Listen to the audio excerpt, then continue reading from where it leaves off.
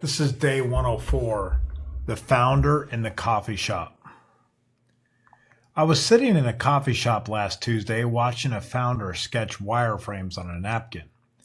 The product was clever, the execution was thoughtful, the scope was reasonable.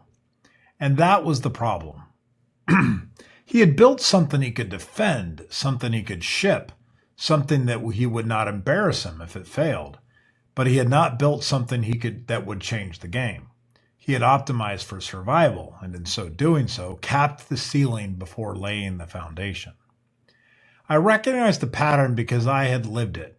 For years I had built things that made sense, things that fit the budget, things that could be explained quickly, things that felt responsible.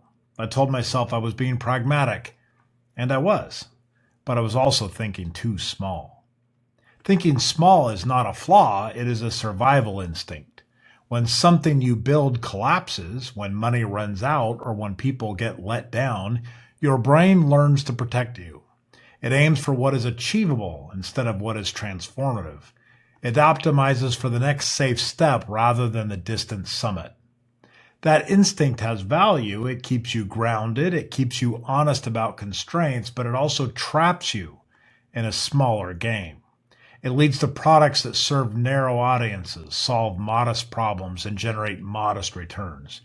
It keeps you safe. And safety, when you are trying to build something that matters, is often the enemy of significance. The shift that changes everything is not about working harder or dreaming bigger. It is about asking a different question. Not, what can I build with what I have, but what would this need to be if it were worth $1 billion someday, and what problem would I have to solve to get there? That question is uncomfortable because it removes the safety net. It assumes success and demands justification. It forces you to stop optimizing for what you can defend and start optimizing for what is actually required. When you ask it, everything changes. The product changes, the audience changes, the strategy changes, the risk changes. You are no longer asking what is safe, you are asking what is necessary. I watched the team confront this last year. They had built a product that worked, customers were happy, revenues kind of growing, but the growth was linear, predictable, and safe, and the founder knew that safety was not enough. We asked the uncomfortable question, if this company were worth $1 billion in 10 years, what would it need to be worth? Not what it could be, what would it have to be? The answers were painful. The product they had tried to build was not the product they needed. The audience they served was not the audience that would carry them to scale. They had optimized for what was achievable, and in so doing built something that could never become what it needed to be. This is where most teams stop.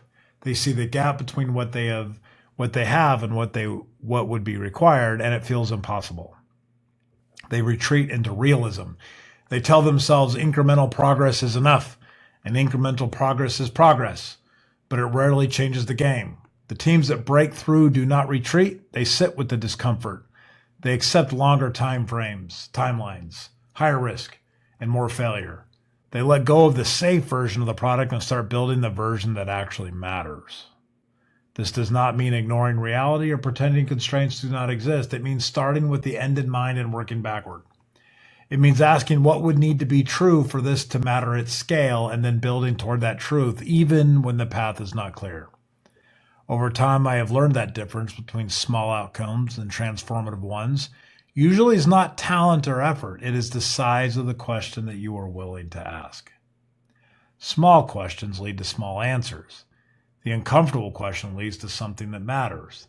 The founder in the coffee shop is still building, but he's building differently now. He is solving the problem that justifies the scale, not the one that fits neatly inside today's constraint. He is no longer optimizing for safety. He is optimizing for what is required. That shift is not easy. It is not comfortable. It is not safe. By the way, I didn't actually see a founder doing this. That founder in the coffee shop was me. But it's the only one that carries you from what you can build today to what you might become tomorrow. So if you find yourself building something that feels safe, something you can defend, stop. Ask the uncomfortable question. Ask what this would need to be if it were worth $1 billion. Ask who it would need to serve and what problem it would need to solve. Then start building toward the truth. Not because it's easy, not because it's safe, but because it's the only question that leads to something that actually lasts.